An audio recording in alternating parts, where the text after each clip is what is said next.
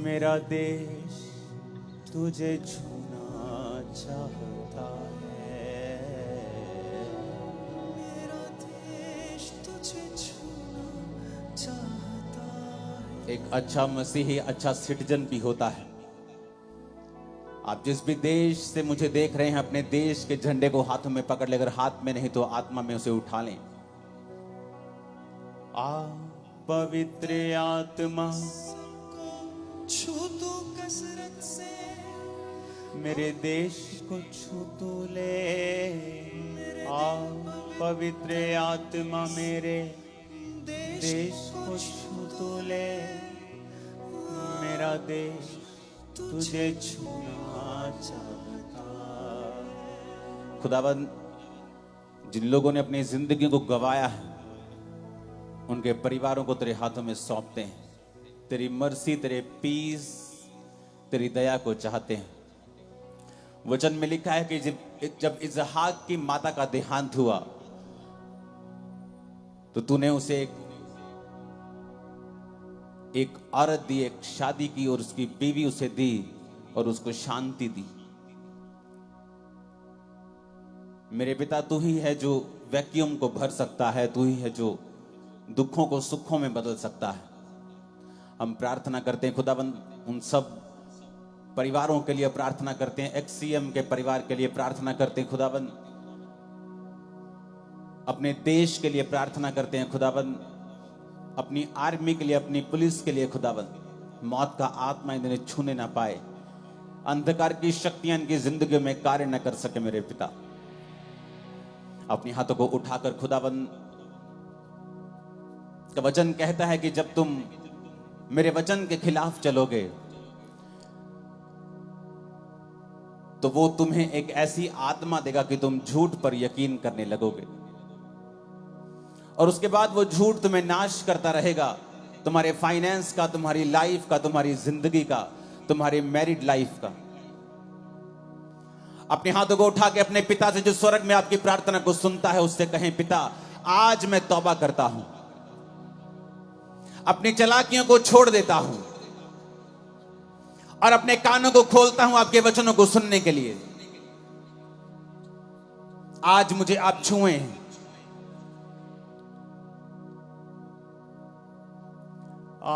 पवित्र आत्मा सबको छू तो कसरत से। पवित्र आत्मा सबको छू तो कसरत से, तेरे बंदे तुझे छूना चाहते हो, तेरे बंदे तुझे छूना चाहते, तेरे बंदे तुझे छूना चाहते हैं, तेरे बंदे तुझे छूना चाहते हैं। मेरे परमेश्वर का आत्मा जो बंधा हुआ नहीं है, उसने आपको छूना शुरू कर दिया है। उसने आपकी रसौलियों को गायब करना शुरू कर दिया है। उसने बीमारों को टच करना शुरू कर दिया है।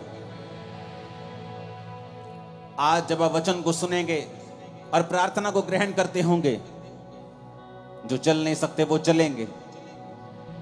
शरीर में तो आप लंगड़े चलेंगे ही चलेंगे, लेकिन आत्मिक लंगड़े भी चलेंगे, फाइनेंशियल लंगड़े भी चलने लग जाएंगे। आज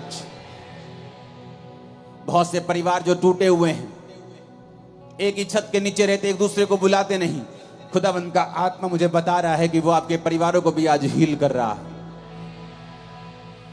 आज ये सभा नहीं, आज ये सिंपल मीटिंग नहीं, आज खुदावंद की प्रेजेंस यहां मौजूद है और वो रिस्टोर कर रहा है जो आपने खोया है। खुदावंद, अपने हाथों को उठाओ अपने देश के लिए फिर से, कि वो हमारे देश को ब्लेस करे, हमारे देश को बढ़ाए, पॉलिटिशियंस को बुद्धि दे, उन्हें बचा के रखे, अंधकार की शक्तियां उनके लाइफ्स में काम ना कर सकें। प्रभु यीशु के नाम में हम मांगते हैं। अपने हाथों को उठा लेंगे अपने लिए, क्योंकि वचन कहता है कि अगर तुम परमेश्वर से दूर हो तो वो ऐसी आत्माएं तुम्हें भेजेगा कि तुम झूठ का यकीन करने लगो। खुदा से मांगो, परमेश्वर मैं ऐसा ना रहूं कि मैं इंसान का यकीन करने लग जाऊं, झूठ का यकीन करने लग जाऊं, शैतान का यकीन करने लग जाऊं, जो दुनिया कहती है उसका यकीन करने लग जाऊं। मैं उसी का यकीन करूं जो तू कहता है। इसलिए आज मैं तौबा करता हूं। हाथों को उठा के अपनी हर गलती, हर गुनाह की माफी को मांगेंगे। ये खुदावंद, जो मैंने गलती गुनाह किए, जो नशे किए, जो नशे करते हैं प्रभु, में आके भी अपने हाथों को उठा के माफी मांगे। आपने अपने शरीर को खराब किया है जो पवित्र आत्मा का रहने का घर है। आपने चुगली की, आपने निंदाएं की हैं। आप खुदा के घर से वफादार नहीं रहे। व्यभिचार, चोरियां, चालाकियां,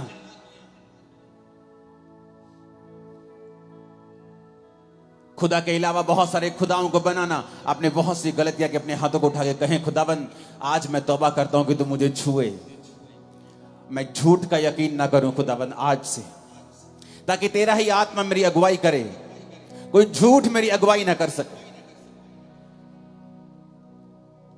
कोई नॉलेज मेरी अगुवाई नहीं, बल्कि तेरी स्पिरिचुअल नॉलेज मेरी अगुवाई कर सके। ऐसा हो सकता है जब मैं तेरे साथ वफादार रहूं। तो अपने हाथों को उठा के कहें, खुदावन आज से मैं तेरे साथ वफादार रहने का वायदा करता हूं। आज से मैं तेरे साथ वफादार रहने का वायदा करती हूं। बहनें बोले ऊंची आवाज में, अपने लहू से मुझे धो दे परमेश्वर। पवित्र आत्मा सबको छू तो कसरत से, पवित्र आत्मा सबको छू तो कसरत से। तेरे बंदे तुझे छूना चाहते हो, तेरे बंदे तुझे छूना चाहते हैं। खुदावन, तेरा आत्मा आज इन लाखों लोगों को छुए, इनके परिवारों को छुए। आज यीशु मसीह के नाम से मैं इनकी लाइफ्स के ऊपर रेस्टोरेशन की प्रोफेसी करता हूं। जो टूटा हुआ है आज से बनना शुरू हो यीशु के नाम में। जब मरा हुआ है वो यीशु मसीह के नाम से जीवित हो जाए। जो गिरा हुआ है वो यीशु मसीह के नाम से उठ जाए। जो बीमार है यीशु मसीह के नाम से वो चंगा हो जाए। जो गरीबी के श्राप के नीचे है यीशु मसीह के सामर्थ्य नाम में श्राप टूट जाए। आज जो शैतान के आत्मा के इन्फ्लुएंस के नीचे हैं, दुष्ट आत्मा जिनके अंदर खेलता है, मैं श्रापित करता हूं इस दुष्ट आत्मा को और घोषणा करता हूं भविष्यवाणी करते हुए, आज से यीशु मसीह का आत्मा तेरे ऊपर छाया करेगा और शैतान निकल जाएगा। आज उसका कोई अधिकार नहीं तेरे जीवन के ऊपर। और मैं उसको हुक्म देता हूं यीशु के नाम में, वो तुम्हारे शरीर को छोड़ दे और निकल जाए सदा के लिए यीशु मसीह के सामर्थ्य नाम में।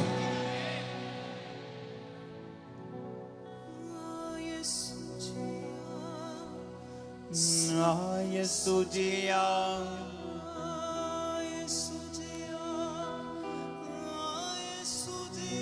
अपने घुटनों के भार बैठकर अपने दोनों हाथों को उठा लो।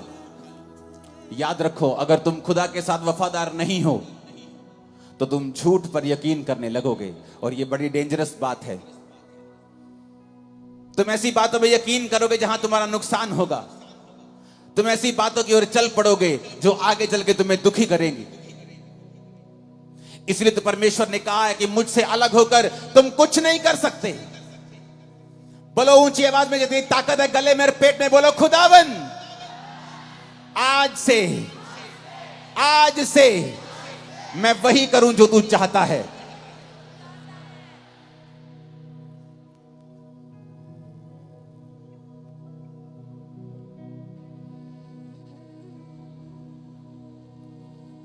तेरा कलाम मेरे लिए रोशनी है खुदाबंद। आज मैं वो सुनूं और सेम ना रहूं।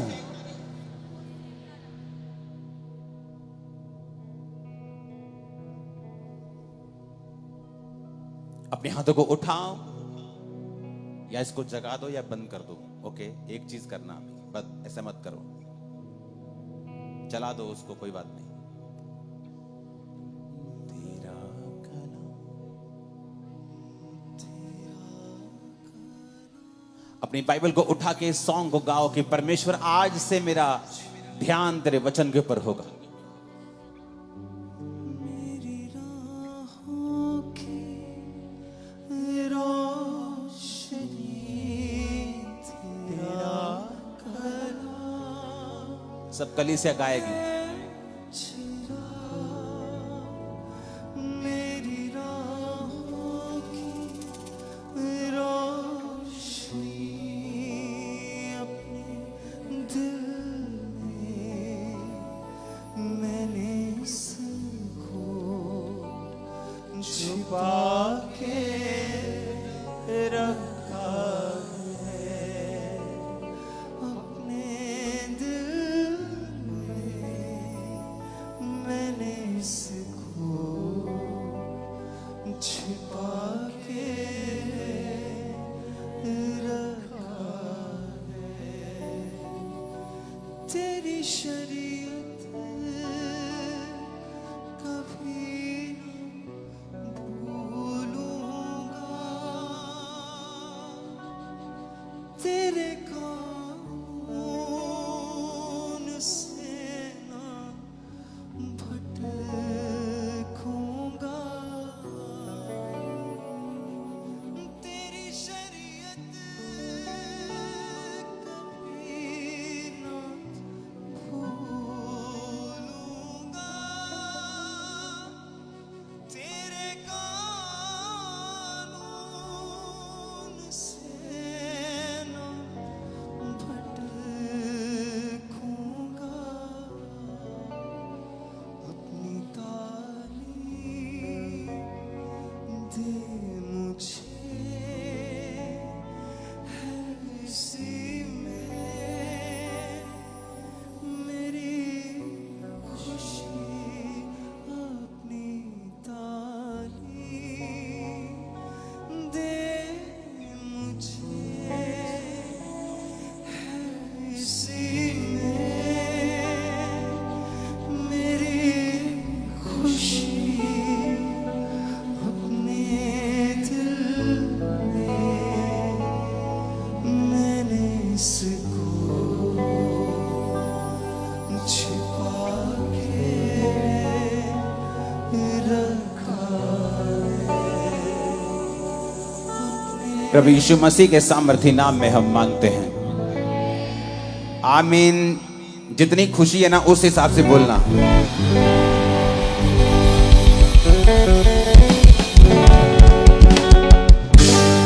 स्वागत है अमृतसर चर्च आपका खुदाबंद की प्रेजेंस में। जितने पास्टर्स यहां मौजूद हैं, मैंने अपनी कलीसिया को शुरू से सिखाया है कि पास्टर्स अपनी कलीसिया की गिनती से छोटा बड़ा नहीं होता है, या एक व्यक्ति आत्मा में जीवित है, एक चर्च जीवित है, उसकी गैदरिंग से मालूम नहीं होता है। प्रकाशित वाक्य में लिखा है कि तू मरा हुआ है, क्योंकि आप हैं जीवित चर्च। लोग बोलते जीवित चर्च, मुर्दा चर्च भी होता है। प्रकाशित वाक्य में लिखा है तू मरा हुआ है, और तू ही है जो खुदा का एड्रेस है। या तो तू जीवित होगा या मरा हुआ होगा। मैं जिस कलीसिया से आया हूं वहां 35 लोग हुआ करते थे, लेकिन वो जीवित कलीसिया थी। जिस पास्टर ने मुझे बैप्टिज्म दिया है उसके चर्च में 60-65 लोग से ज्यादा लोग नहीं आते थे, लेकिन वो जीवित चर्च थी। तो आज जितने पास्टर्स यहां मौजूद हैं, पूरी कलीसिया उनका स्वागत करेगी, और मैं आपका वेलकम करता हूं यहां पर खुदाबंद की प्रेजेंस में। और खुदाबंद आपको और आदर दे, आपको और इज्जत दे, और आपकी सेवकाई को बढ़ाए।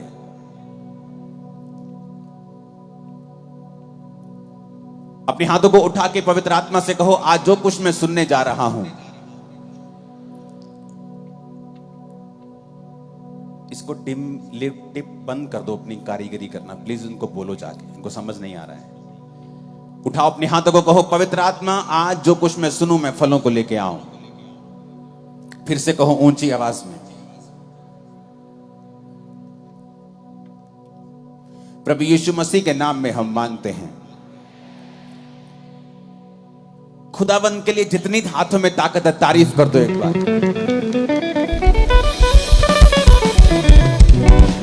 जब अमृतसर में अंदर मीटिंग हुआ करती थी शहर में, तो मैंने अपनी टीम को बताया था कि तुम्हें जल्दी जगहें चेंज करनी पड़ेगी, क्योंकि जितने लोग मैं आत्मा में आने वाली मीटिंग्स में देख रहा हूं उतने शहर के अंदर कभी नहीं आएंगे।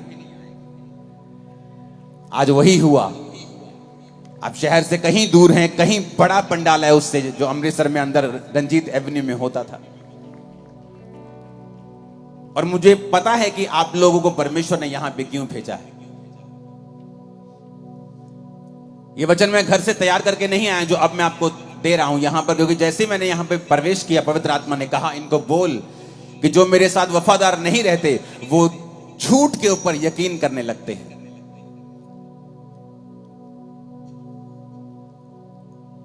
फिर आप कहेंगे कि मैंने पक्का पता सी मैं बिजनेस से कामयाब होना, पर मैं होया नहीं, क्योंकि मैं 15 लोगों को देखिया ये बिजनेस से कामयाब होए, इन्होंने यही काम किया सी, पर मैं कामयाब नहीं होया।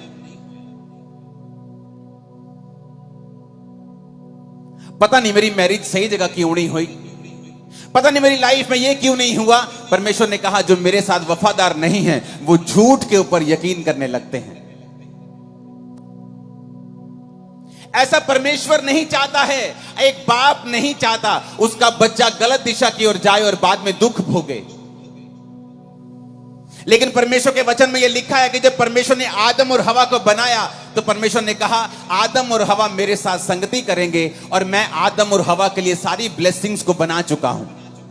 मैंने अदन का बाग बनाया, मैंने आदम के लिए पक्षी सब कुछ बनाया, आदम को लास्ट में बना के वीआईपी की तरह उस बाग में रख दिया। अब आदम तू मेरा पीछा करेगा, तो मेरी संगति करेगा, और मैं सारे सुख जो तेरे लिए ही बनाए गए हैं मैं वो तुझे दे दूंगा। कहीं कभी आपको ऐसा महसूस नहीं हुआ कि ये सारे सुख परमेश्वर ने एक्चुअली में आदम और हवा के लिए बनाए थे?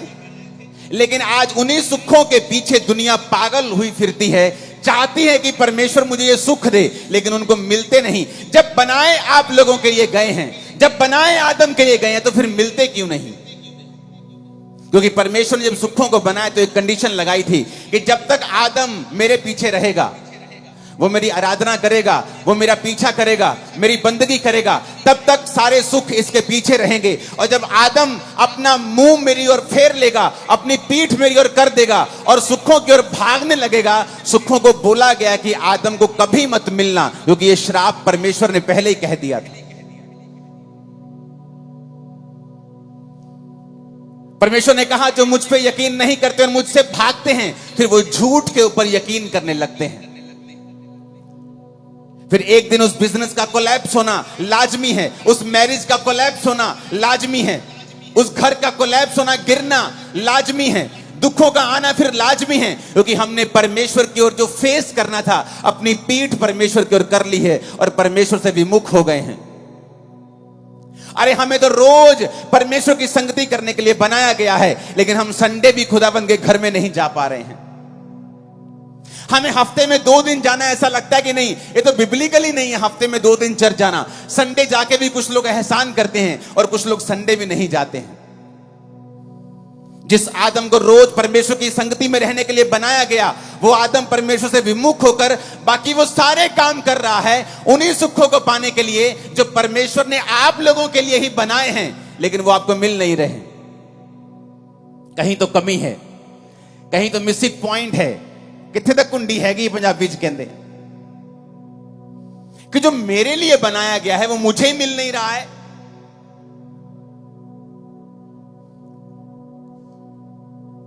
जो वचन मैं आपसे बोलने वाला हूं, अगर आप उसे समझ गए, अगर आप अपनी वर्थ समझ गए कि आप कौन हैं,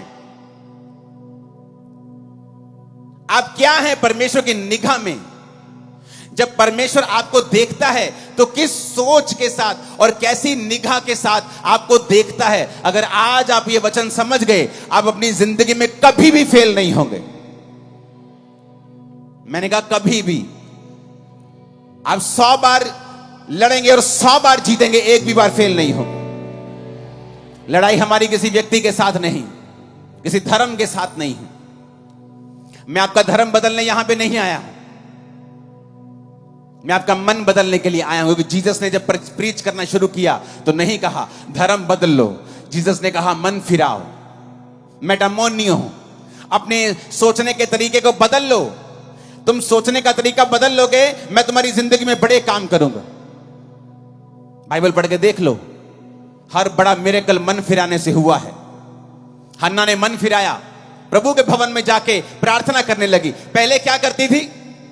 रोती थी, हस्बैंड से लड़ती थी, दूसरी पत्नी के बच्चे हैं, मेरे को क्यों नहीं है, मैं खाना नहीं खाऊंगी। घर में कलेश होता था, ड्रामाज होते थे, आंसू होते थे, ड्रामाज होते थे, लड़ाइयां होती थी, कलेश होता था, कंट्रोवर्सीज होती थी घर में। और एक दिन हन्ना ने सोच लिया कि मैं अब परमेश्वर के सामने जाऊंगी, और जाकर प्रभु के सामने अपने दिल को खोल दिया और प्रभु से कहा, प्रभु अगर तू मुझे बेटा दे तो मैं तेरी महिमा के लिए उसे दे दूंगी। और प्रभु ने उसकी कोख को खोला, क्योंकि अब वो परमेश्वर के लिए जीना सीख गई थी। अब उसे मालूम होने लगा था कि मेरा जीने का मकसद सिर्फ बच्चे पैदा करना नहीं है, बल्कि यह भी देखना है कि प्रभु को क्या चाहिए, परमेश्वर के राज्य में किस चीज की जरूरत है। क्योंकि उस समय प्रभु को एक नबी चाहिए था, लेकिन किसी का आत्मा खुला नहीं हुआ था। तो परमेश्वर ने हन्ना की कोख को बंद कर दिया कि जब तक तू मेरी आवाज को सुनेगी नहीं आत्मा में, और इस संसार में बिजी रहेगी, मैं भी तेरी कोख को बंद करके रखूंगा। बाइबल में कहीं नहीं लिखा है हन्ना की कोख को शैतान ने बंद किया हुआ था। वचन में लिखा है हन्ना की कोख को यहोवा ने बंद करके रखा था। और जब वो यहोवा के सामने जाके प्रार्थना करती है, उसकी कोख को यहोवा ही खोलता है। कई बार आप सोचते हैं क्योंकि आपके रिश्तेदार ने आपकी हेल्प नहीं की, इसलिए आप जिंदगी में अभी तक वहां नहीं पहुंचे। आप सोचते हैं क्योंकि आप शायद अच्छी जाति से नहीं हैं, इसलिए आपके पास जमीन जायदाद नहीं है। आप एक अमीर परिवार में नहीं जन्मे हैं, इसीलिए आप बरकत में नहीं हैं। ये सब शैतानी एक्सक्यूजेस हैं आपकी लाइफ में। हन्ना जब तक ऐसा ही सोचती रही, लड़ती रही, कुड़ती रही, आंसू बहाती रही, उसके आंसू कुछ नहीं कर पाए, कुड़ना कुछ नहीं कर पाया, लड़ना कुछ नहीं कर पाया, जब तक कि वो परमेश्वर की ओर मुड़ नहीं गई। फिर वही पति था, वही गर्भ था, वही घर था, और एक नहीं, उसके बाद कई बच्चे परमेश्वर ने उसे दिए। आज जो वचन आप सुनने वाले हो ना, ये आपको एक बरकत नहीं देगा, ये बरकतों के रास्ते खोल देगा आपकी लाइफ में। लेकिन आपको यह समझना पड़ेगा, मैं कौन हूं, आप कौन हैं। जब परमेश्वर आपको देखता है तो वो किस निगाह से आपको देखता है।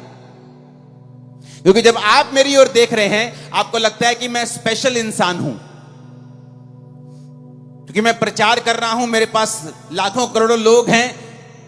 ऐसा नहीं है, मैं भी आपके जैसा ही हूं, लेकिन मैंने एक काम किया है जो शायद अभी आप कुछ कर रहे होंगे, कुछ नहीं कर रहे होंगे, कुछ करने वाले होंगे। वो काम क्या है, यह समझना कि जब प्रभु मुझे देखता है तो वो कैसे देखता है, मेरी वर्थ क्या है, परमेश्वर मेरे बारे में क्या सोचता है।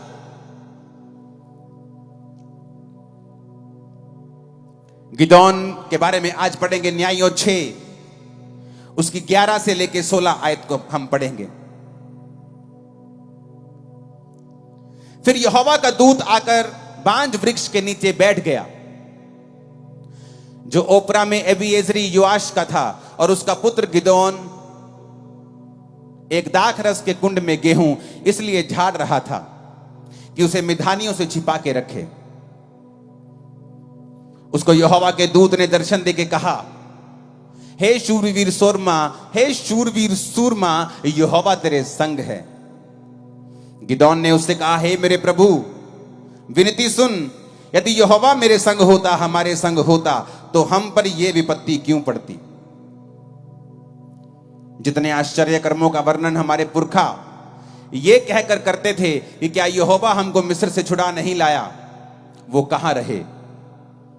अब तो यहोवा ने हमको त्याग दिया और मिधानियों के हाथ में कर दिया है। तब यहोवा ने उस पर दृष्टि करके कहा, अपनी इसी शक्ति पे जा, तू इजराइलियों को मिधानियों के हाथ से छुड़ाएगा। क्या मैंने तुझे नहीं भेजा? उसने कहा, हे प्रभु विनती सुन, मैं इजराइल को कैसे छुड़ाऊं? देख, मेरा कुल मनुष्य में सबसे कंगाल और मैं अपने पिता के घराने में सबसे छोटा हूं। यहोवा ने उससे कहा, निश्चय मैं तेरे संग रहूंगा, इसलिए तुम मिधानियों को ऐसे मार लेगा जैसे एक मनुष्य को। इस समय इजरायली जाति जो थी परमेश्वर से मुंह फेर कर अपनी पीठ खुदा की ओर कर दी थी। जब पीठ परमेश्वर की ओर कर दी तो परमेश्वर ने मिधानियों को इजरायलियों के खिलाफ कर दिया। पहले ऐसा नहीं था। ये सारे मिधानी, ये सारे लोग इजराइल से दब कर रहते थे, लेकिन जब तक वो खुदा के साथ रहते थे इजरायली, खुदा उनको जीत देता था। जब वो मुड़ गए परमेश्वर से, खुदा ने उनको हराना शुरू किया और मिधानी उन पर कब्जा करने लगे।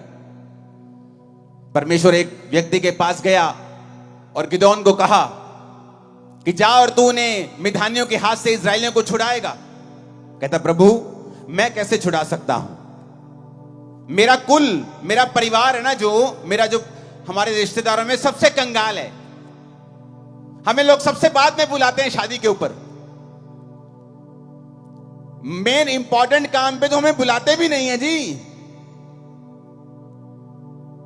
हमें पूछते भी नहीं है। और मैं अपने परिवार में सबसे छोटा हूं। मेरा कुल कहता मेरा कुल मनुष्य में सबसे कंगाल है, हम सबसे गिरे हुए हैं। कहता दूसरी बात यह है कि मेरा कुल सबसे ज्यादा गिरा हुआ है, सबसे छोटा है, और मैं अपने कुल में सबसे छोटा हूं। तो प्रभु तुझे गलती लग गई है, तूने लीस्ट इफेक्टिव आदमी चुन लिया है। तूने ऐसा आदमी चुन लिया है जो सबसे कम खतरनाक है, सबसे कम इफेक्टिव है, जो बिल्कुल गया गुजरा है, जो रैंद खूंद है। कहता तूने वो चुन लिया है।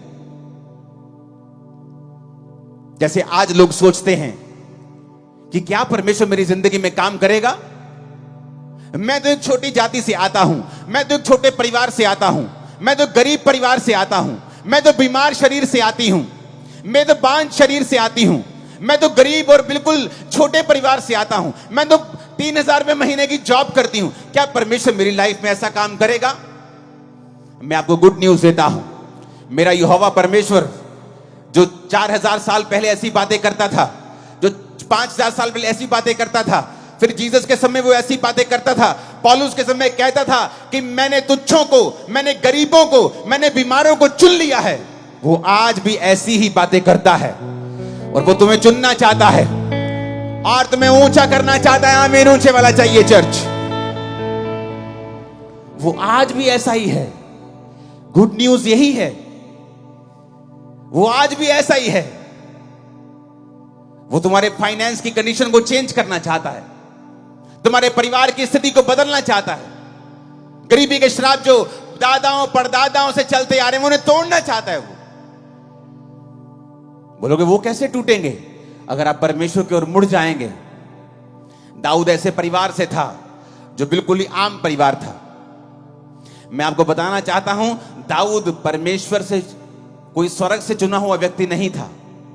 दाऊद पर तो परमेश्वर की प्लानिंग तक नहीं थी, क्योंकि हमेशा प्रभु की प्लानिंग घर के बड़े बच्चे पे होती थी, पहलोठे के ऊपर। तो जब शमूएल नबी दाऊद के घर में मसा करने के लिए गया, एक बच्चे को, यिशै को, दाऊद के भाइयों के घर में गया, यिशै के घर में गया, तो उसने बड़े बेटे को आते हुए देखा। परमेश्वर ने कहा, मैंने इसे नहीं चुना, मैंने इसे अयोग्य करार दिया है। यानी प्रभु की प्लानिंग उसके ऊपर थी, पर वो अयोग्य करार दे दिया गया, क्योंकि वो परमेश्वर के वचन पर वफादार नहीं रहा। जब वफादार नहीं रहा, योजना दूसरे बेटे पे आ गई, वो भी आया और वफादार नहीं। तीसरा, चौथा, सब आ गए, दाऊद वहां नहीं था। भूला हुआ बच्चा, भूला हुआ बच्चा। परिवार में ऐसा जन जिसकी कोई सुधि नहीं रखता, कोई पूछता नहीं कि बेटा भेड़े चरा रहा है, अपनी रोटी खाई कि नहीं खाई, भेड़िए तुझे अटैक करते होंगे तो तेरी जान का खतरा, ध्यान रखा कर।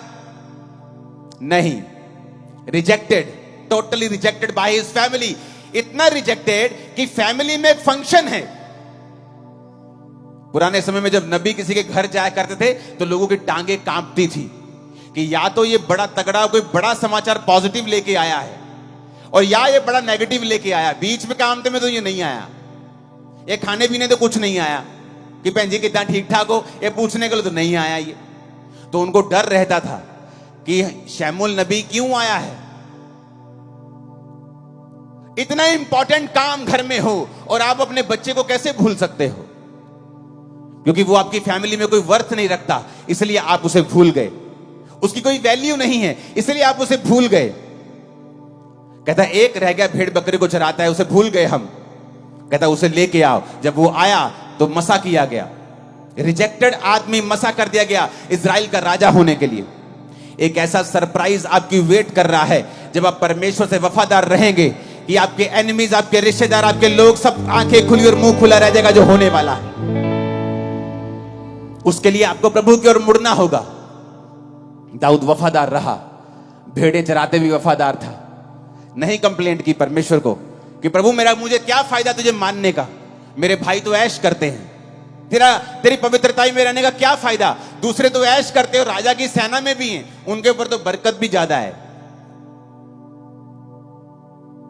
चट्टान पर घर बनाना आसान नहीं है। आप चट्टान के ऊपर घर बनाते हैं, आपको समय लगता है, पसीना आता है, एफर्ट लगता है, पैसा लगता है, ज्यादा टाइम लगता है, लेकिन जब वो बन जाता है वो गिरता नहीं है। दाऊद का घर जो था वो वचन के ऊपर बना था। आप इजराइल में बहुत कम राजा ऐसा देखेंगे कि जो अपने बुढ़ापे तक अपनी गद्दी पे बैठे रहे और कोई मार के उन्हें उठा नहीं पाया।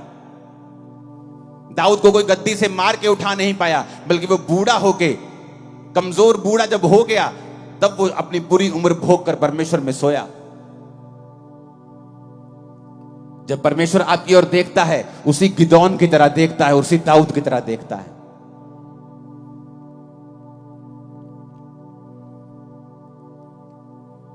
जब मेंटली अपसेट के अटैक होते थे और दुष्ट आत्मा मेरे पे जब अटैक करती थी तो कोई दवाई काम नहीं आती थी, कोई काउंसलिंग साइकेट्रिस्ट की काम नहीं आती थी।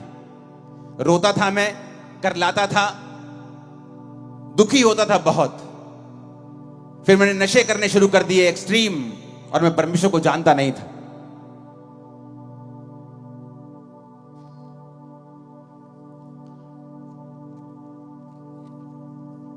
कुछ नहीं मालूम था परमेश्वर के बारे में।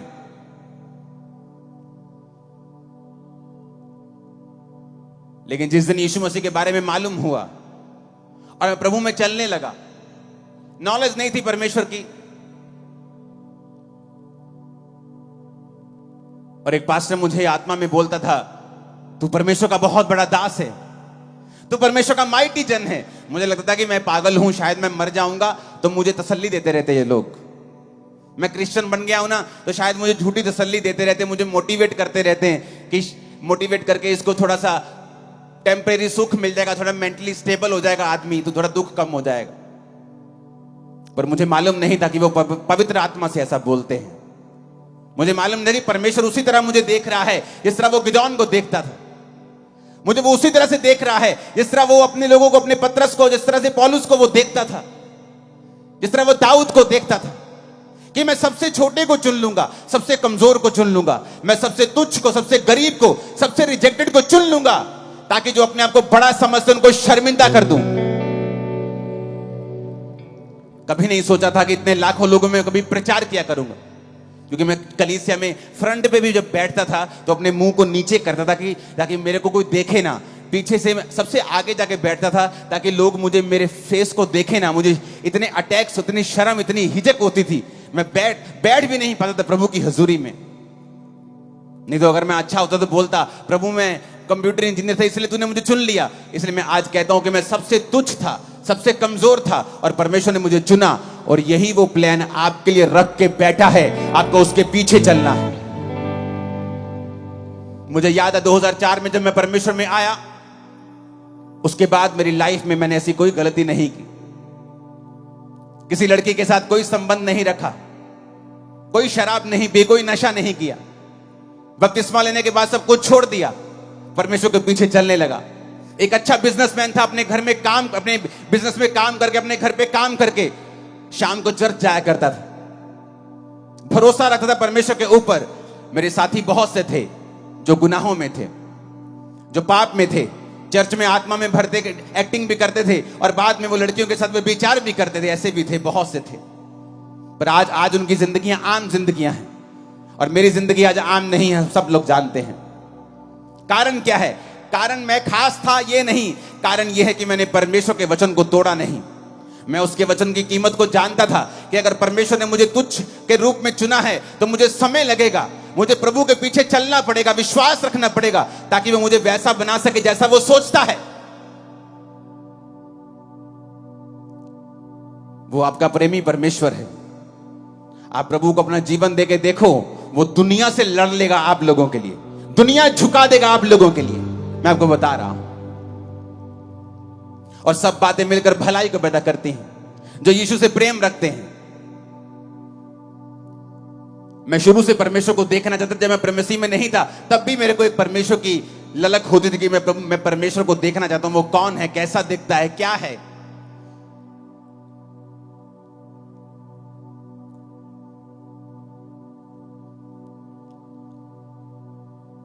मैं अपनी पढ़ाई में बहुत तेज होता था, बहुत सी क्लासेस मैंने जंप की हैं और मैंने जल्दी जल्दी अपनी उम्र से पहले क्लासेस पूरी करके बहुत यंग एज में मैं कॉलेज चला गया था।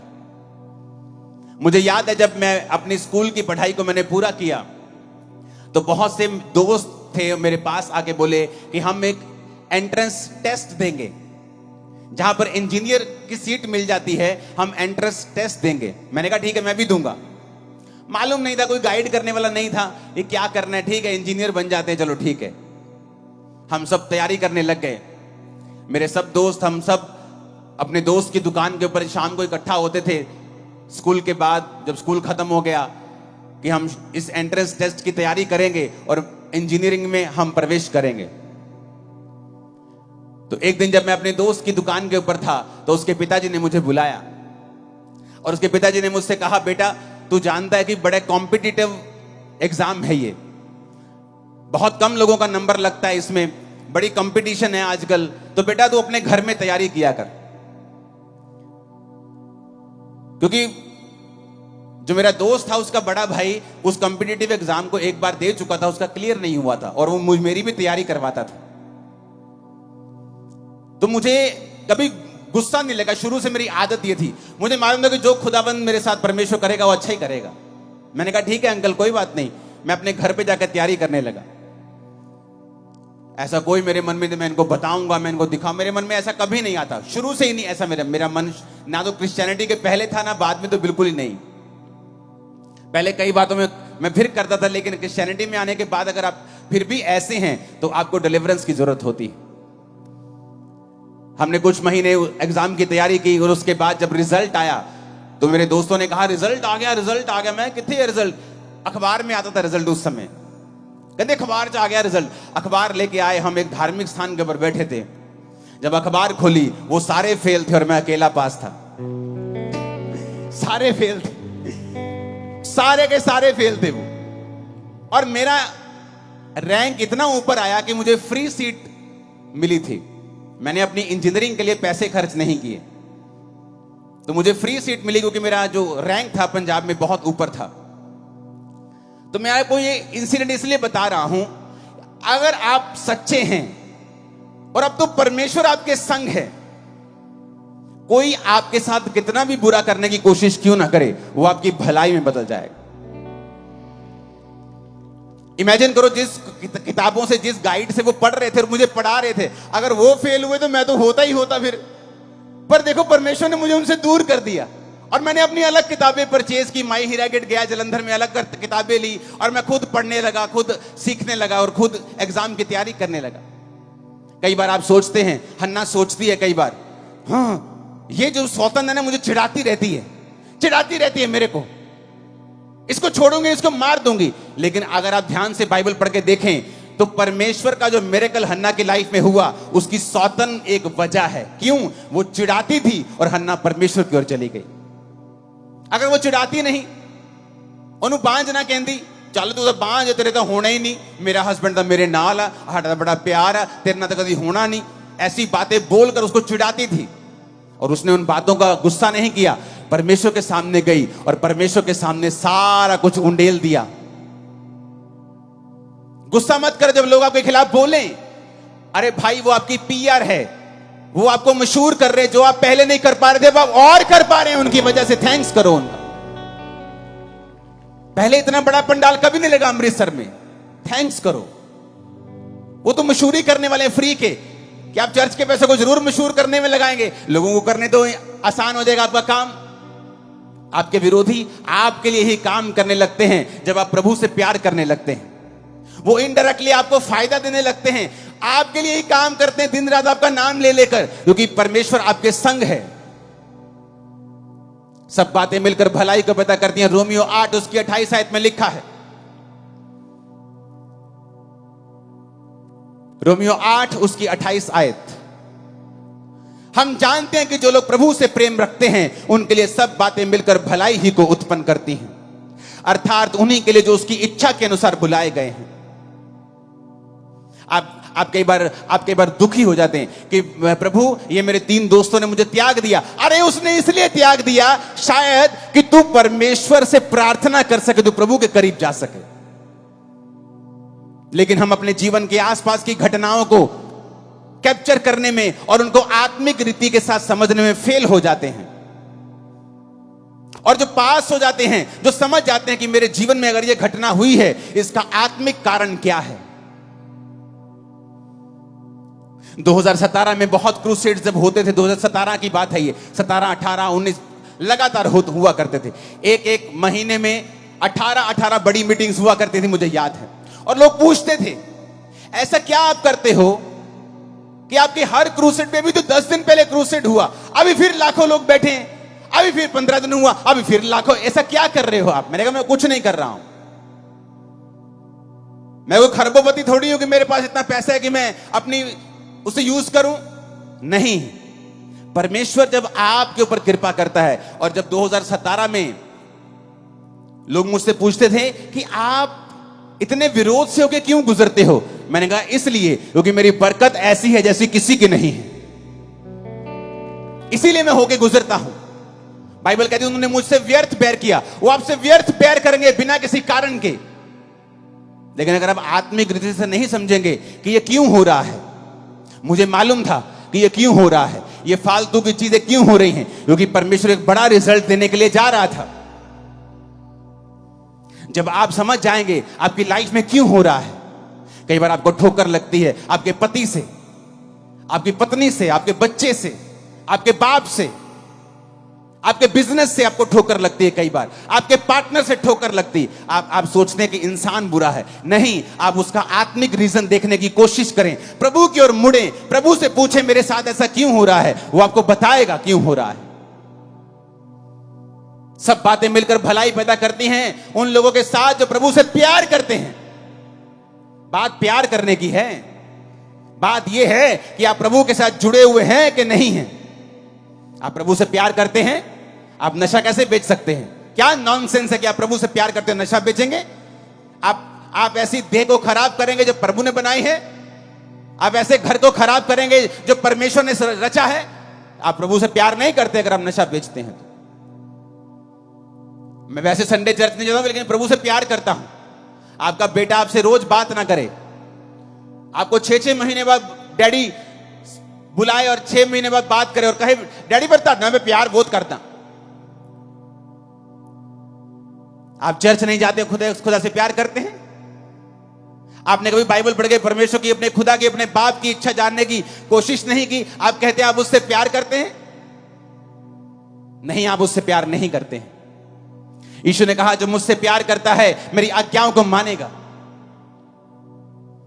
बात यह है अगर आप परमेश्वर के द्वारा चुने गए हैं तो चुने हुए के लायक काम करें।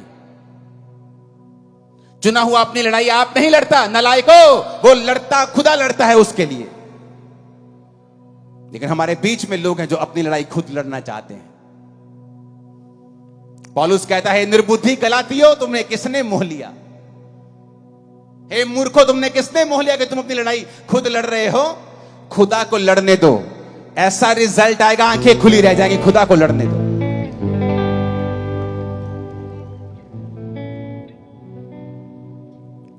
मैं जानता हूं कि परमेश्वर आपसे प्यार करता है।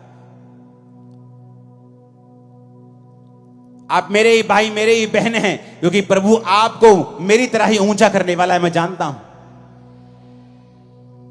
आप बोलोगे इतना हो सकता है, आप उससे कहीं अधिक ऊंचे हो सकते हैं। खुदा कुछ भी कर सकता है, वो किसी का पक्षपात नहीं करता है।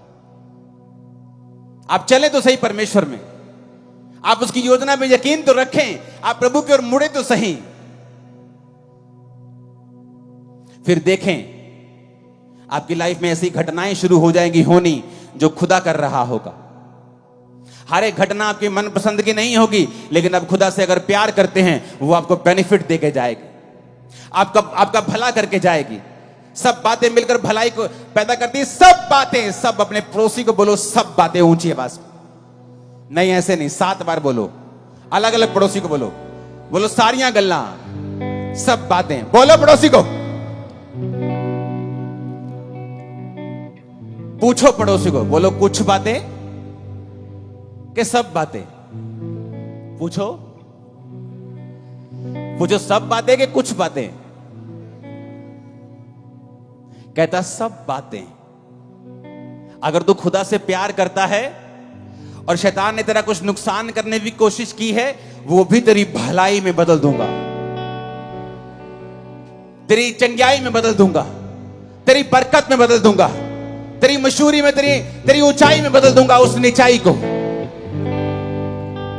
उसने ये नहीं कहा कुछ बातें, कि जब तू खुदा से प्यार करेगा 99% बातें तेरी भलाई पैदा करेंगी, लेकिन 1% अटैक होगा।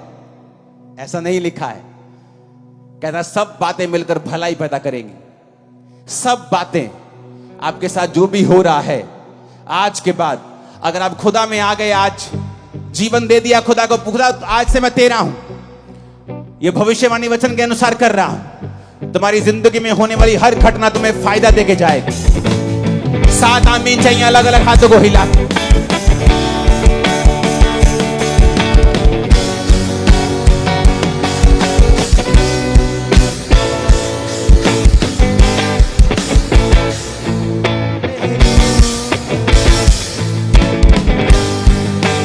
फिर से आमीन बोलो, हाथों को उठा के फिर से 7 बार।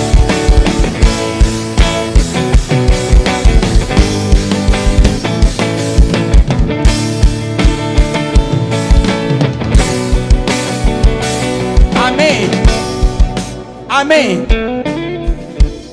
सब बातें कि कुछ बातें?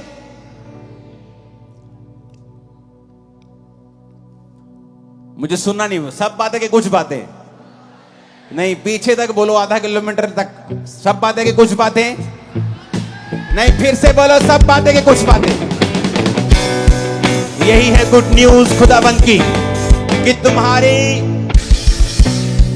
तुम्हारी पीठ के ऊपर कोई टांग मारेगा ये सोच के कि इसको गिराते हैं, तुम्हारा कुप निकल जाएगा और तुम और ऊंचे हो जाओ। कुपड़े दे लत मारी दे कुपड़ा हो गया सीधा, ते कानून खुदाबंद सीधा करन जा रहा है यीशु मसीह दे सामर्थी नाम दे विच।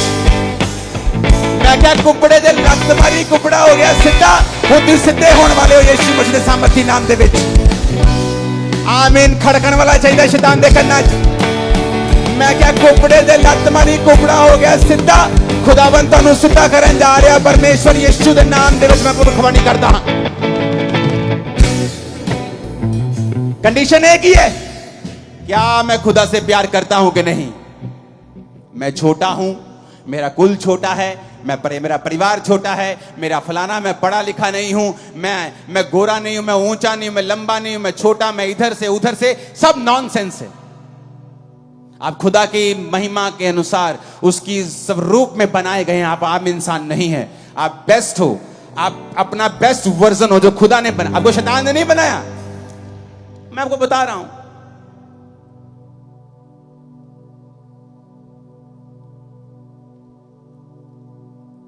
न्यूज चैनल देखो, वो औरतों ने उन बंदों को कत्ल करवा दिया अपने हस्बैंड्स का, जो उनके बॉयफ्रेंड से कहीं अधिक सुंदर थे। इसका मतलब सुंदरता आपको अच्छा पार्टनर नहीं दिला सकती।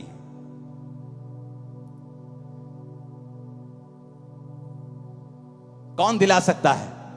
परमेश्वर। धरती की कोई भी स्किल गारंटी नहीं है कि आपको ये सब मिल जाएगा, बट अगर परमेश्वर आपके संग है, ओह, आप बेस्ट हासिल करोगे अपनी लाइफ में। बेस्ट यीशु मसीह के नाम में, उसके नाम में। क्या आप उससे प्यार करते हैं? तो अपने व्हाट्सएप से डिलीट कर दें वो नंबर जो खुदा को पसंद नहीं। उस फेसबुक चैटिंग को डिलीट करके आज ब्लॉक कर दें जो खुदा को पसंद नहीं है। क्योंकि आप मकसद समझे परमेश्वर का, वो आपसे प्यार करता है, गिदौन की तरह आपको देखता है, आपके जरिए बड़े काम आपके परिवार और आपके नगर में करना चाहता है। उसको समय चाहिए, आपकी कॉपरेशन चाहिए, आपकी निर्भरता चाहिए परमेश्वर के ऊपर।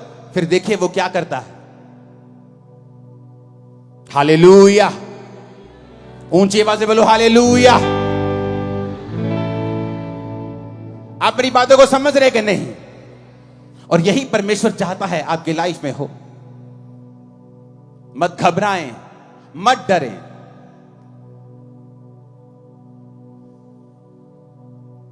अब आपके साथ वैसा नहीं होगा। अगर आप मसीह में अपना जीवन दे देंगे ना, अब आपके साथ वैसा नहीं होगा जैसा मसीह में ना होने से पहले आपके साथ हुआ करता था, और आपको नुकसान हुआ करता था, आपकी बेइज्जती हुआ करती थी। अब ऐसा नहीं होगा। क्यों? वचन में लिखा है। वचन में लिखा है। कहां लिखा है? मैं आपको बताता हूं कहां लिखा है।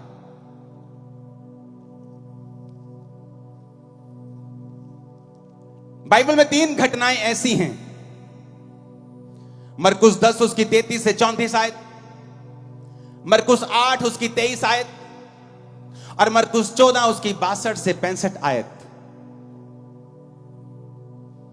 जहां पर परमेश्वर ने मरकुस 10 उसकी 33-34 में कहा है, देखो हम यरूशलेम को जाते हैं, और मनुष्य का पुत्र प्रधान याजकों और शास्त्रियों के हाथ पकड़वाया जाएगा। वे उसको घात के योग्य ठहराएंगे और अन्य जातियों के हाथ में सौंपेंगे। वे उसको ठट्ठों में उड़ाएंगे और उस पर थूकेंगे और कोड़े मारेंगे और उसे घात करेंगे, और 3 दिन के बाद वो जी उठेगा। यीशु ने कहा, यानी मैं जाऊंगा तो मुझे वो ठट्ठों में उड़ाएंगे, मेरा मजाक उड़ाएंगे, मुझ पे थूकेंगे। मरकुस 8 उसकी 23 में लिखा, उसने अंधे का हाथ पकड़ गांव के बाहर ले जाकर उसकी आंखों में थूक कर उस पर हाथ रखे और उससे पूछा, क्या तू कुछ देखता है?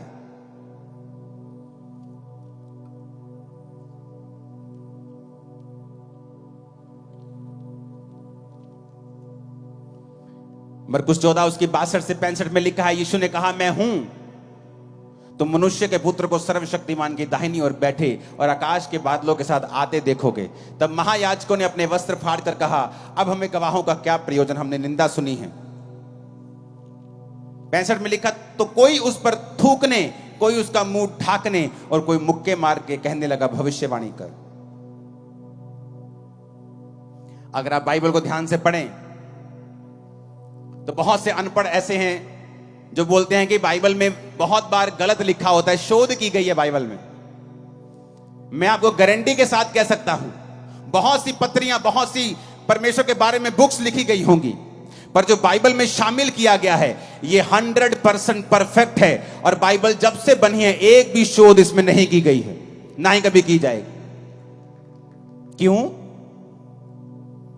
क्योंकि जब बाइबल लिखी गई तो वो यूनानी भाषा में लिखी गई, नया नियम। और यूनानी भाषा इतनी बड़ी है कि उसमें अगर मैं बोलता हूं मैं आपसे प्यार करता हूं, तो उसके भी बहुत सारे रीजन हैं कि मैं आपसे भाइयों वाला प्यार करता हूं, फिलियो। लेकिन हिंदी में क्या लिखा है? प्यार।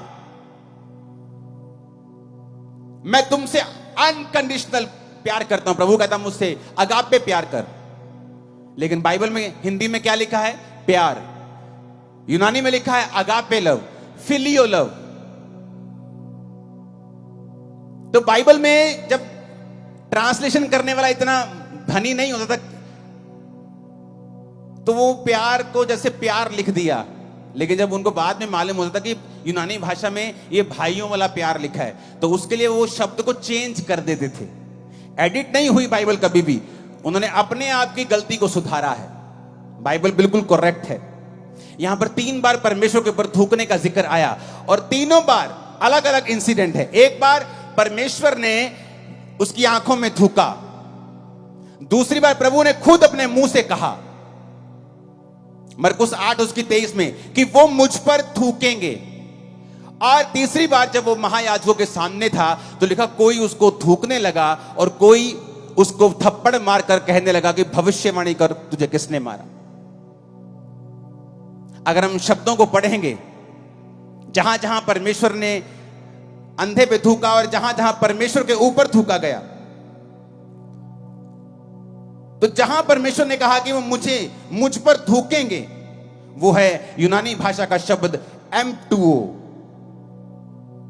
जिसका मतलब है टू स्पिट एट, यानी किसी के ऊपर थूकना। जब परमेश्वर ने यह कहा कि मैंने अंधे को थूका और उससे उस पर हाथ रखे, उसका मतलब है पटुओ। EM हट गया, सिर्फ एक ही शब्द है। अगर गलत होता तो दोनों गलत होते, 2 जगह गलती कैसे हो सकती? एक का मतलब है पटुओ, एक का मतलब M2O। M2O का मतलब किसी पे थूकना, पटुओ का मतलब थूकना। थूकना, मेरे मुंह में कुछ चला गया, खाना गंदा है, खराब है, थूक दिया। M2O किसी पे थूकना। फिर से पढ़ेंगे उसको।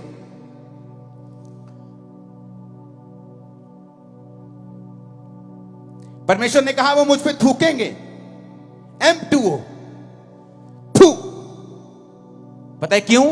यहूदी ट्रेडिशन था एक, कि जब किसी यहूदी को लगता था कि ये आदमी एक मॉकरी है, ये आदमी परमेश्वर से, ये पापी है, इसको प्रभु की लानत पड़ी है, तो वो उस पर थूकते थे। ये उनका ट्रेडिशन था, थूकते थे उस पे। बहुत सारे आप पुराने नियम में देखोगे तो लोगों जो पापी थे उन पे थूकते थे, पापियों के ऊपर थूक देते थे। थूकना मतलब धिक्कार है तेरे ऊपर, तो उसका मतलब है M2O, थूकना, फोर्सफुली किसी के ऊपर, टू स्पिट एट। लेकिन जब जीसस ने थूका एक व्यक्ति के ऊपर, तो वो है पटुओ, 44वां शब्द। इसका मतलब है टू स्पिट, थूकना। जैसे मुंह में कुछ गलत चला गया, हम थूक देते हैं। किताब का पन्ना करते हैं तो थूक थूक के लगा के करते हैं, इसका मतलब है पटुओ। तो एक ही शब्द है बाइबल में। आप जानते हैं कि जब परमेश्वर उस अंधे के पास आया तो उसको थूक कर चंगा क्यों किया? क्योंकि सारी उम्र लोग यही सोचते थे, और चेले भी यही सोचते थे कि परमेश्वर इसने पाप किया कि इसके घराने ने पाप किया कि ये अंधा, यानी उनके मन में था कि he is a definitely big Sinner, ये बड़ा कोई तगड़ा पापी है, या ये या इसके मां बाप। तो जब भी वो उसके सामने से निकलते थे, अंधे के सामने से, उसको क्या करते थे? वो थूकते थे। कौन सा थूकना? जो जीसस पे थूका गया, M2O, टू स्पिट एट, थू, लानती, थू, थूक के जाते थे।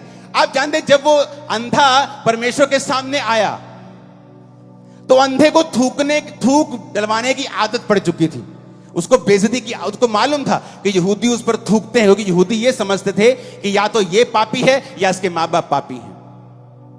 तो जब वो परमेश्वर के सामने आया तो प्रभु ने क्यों उस पर थूका? क्योंकि प्रभु ने कहा लोगों ने तुझ पे थूका, तेरी बेइज्जती की, मैं इसी थूक से तुझे चंगा करूंगा,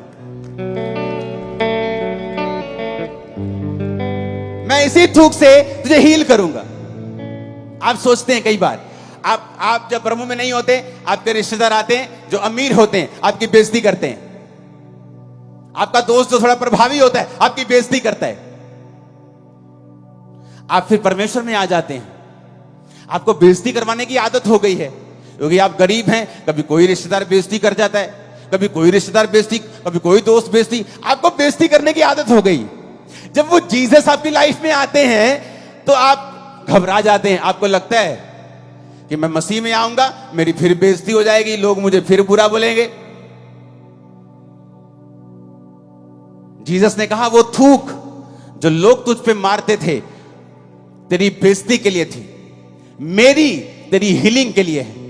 वो बेइज्जती जो तेरे रिश्तेदार तेरी करते थे तेरी बेइज्जती के लिए थी, लेकिन अब जो तू मेरे राज्य के लिए सहेगा वो तेरी ऊंचाई में जाने के लिए होगी, तेरी चंगियाई के लिए होगी, तेरी बरकत के लिए होगी।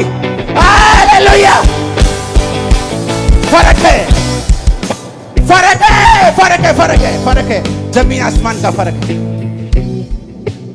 वो थूक जो बेइज्जती करने के थूक लानती थूक। जब वो अंधा परमेश्वर के सामने आया तो परमेश्वर ने जब थूका उसे लगा ले फिर होगी बेइज्जती। प्रभु ने कहा बेइज्जती नहीं होगी बेटा, उनकी थूक तेरे को लानत देती थी, मेरी तुझे चंगा करेगी। पहले बेइज्जती होती थी तो बेइज्जती होती थी, अब यीशु मसीह के नाम के कारण जब होगी तो इज्जत बढ़ेगी 1000 गुना।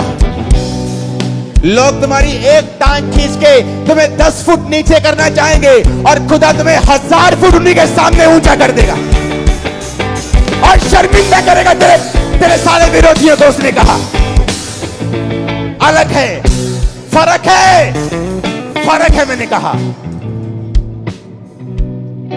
M2O to spit eight. इसने पाप किया होगा, थू कर दो। इसके बाप दादों ने पाप किया होगा, उसको आदत थी थूकवाने की। इसीलिए जब जीसस को पकड़ के रखा गया था तो लिखा उस पर थूका गया। क्यों? क्योंकि यह ट्रेडिशन था, उनको आदत थी पापियों के ऊपर थूकने की।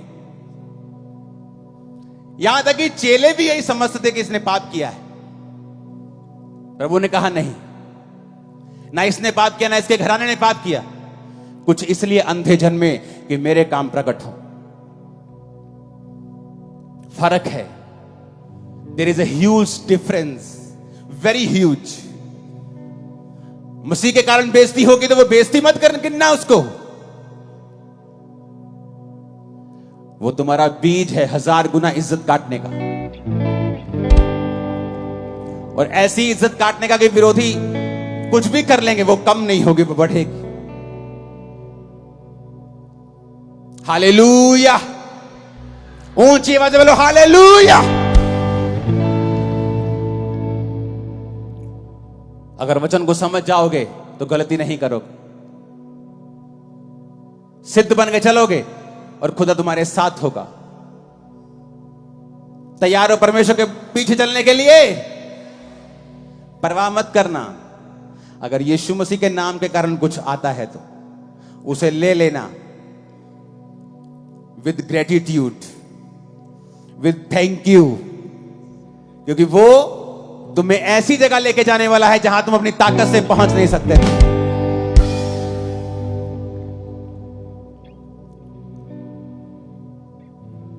प्रभु के पीछे चलने के लिए अगर तैयार हो तो तुम्हारी जिंदगी बदलने के लिए तैयार है।